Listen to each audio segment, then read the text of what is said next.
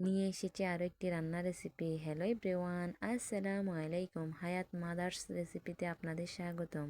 নিয়ে এসেছি পাঙ্গাস মাছের মাথা দিয়ে টক পাতা রান্নার রেসিপি। পাঙ্গাস মাছের মাথাগুলো ভালো করে ধুয়ে নিলাম। এখন নিয়ে নিব কেটে রাখা টক পাতাগুলো, নিয়ে নিচ্ছি কেটে রাখা পেঁয়াজ কুচি। এরপর পরিমাণ মতো তেল দিয়ে পেঁয়াজ কুচিগুলো দিয়ে দিলাম। ভালো করে কষিয়ে নিচ্ছি। পেঁয়াজগুলো একটু নরম হয়ে আসলে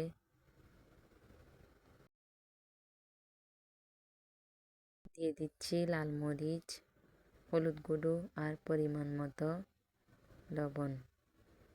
এখন ভালো করে আবারও কষিয়ে নিচ্ছি।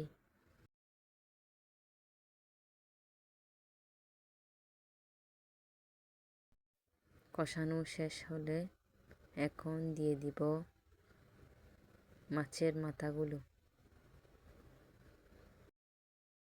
মাছের মাথাগুলো দিয়ে দিলাম। দিয়ে দেওয়ার পর নেড়ে চেড়ে নিলাম। পাঙ্গাস মাছের মাথাগুলো দেখতে যেমন সুন্দর, খেতে কিন্তু দারুণ।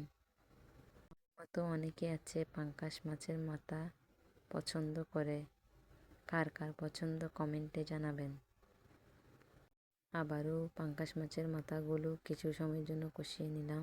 দিয়ে দিলাম টক পাতাগুলো। ভালো করে জাল দিয়ে নিচ্ছি। ভিডিও ভালো লাগলে একটা লাইক দিবেন। আপনাদের একটা লাইক আমাদের আরও নতুন নতুন ভিডিও বানাতে উৎসাহী করে।